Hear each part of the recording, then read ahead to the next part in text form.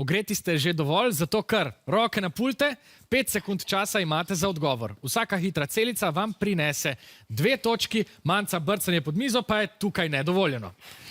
Najprej iščemo pse, ki imajo poklic, naprimer policijski pes. Gremo. Vijolična ekipa? Pes vodnik. Pes vodnik je prava rešitev. Pomaga slepim ljudem. Naslednja hitra celica je pred vami. Rumena ekipa? Vlečni pes. Vlečni pes je pravi odgovor, bravo. Naprimer husky, ki na Daljnem severu vleče sani. Še ena hitra celica tega dela. Vijolična ekipa? Ovčar. Ovčar je pravi odgovor, bravo. Lahko bi mu rekli tudi pastirski pes. Točke so kar švigale na levo in na desno, zdaj pa je čas za naslednji sklop hitrih celic. Me zanima, ali poznate znanilce pomladi. Gremo. Vijolična ekipa? Nimate odgovora, rumena, ga imate vi?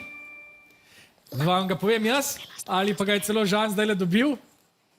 Lastovke. Lastovka bi bil pravi odgovor, če bi odgovorili pravočasno.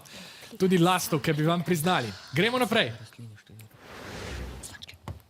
Vijolična ekipa? Zvončki. Zvončki je prava rešitev, ja. Čeprav smo mi zapisali zvonček. Tudi v množini znanijo pomlad. To je pravi odgovor. Gremo naprej. Vijolična ekipa? Odgovarjate na pamet. Rumena, imate vi odgovor? Zeleni Juri. Zeleni Juri je prava rešitev. Jurjevanje je belokranjski ljudski običaj. Zdaj pa smo prišli do zadnjega sklopa. Iščemo, pozor, naslove pravljic brez pomanjševalnic. Naprimer, Rdeča kapa ali pa Grdi racak. Izvolite. Rumena ekipa? Volk in 7 kozlov. Volk in 7 kozlov je pravi odgovor, bravo.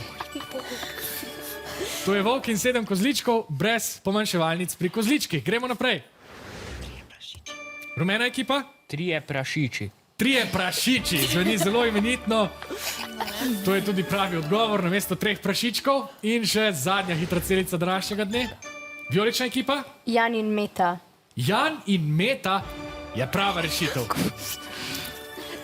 Če odzamemo pomanjševalnici Janko in Metki, dobimo torej Jan in Meta.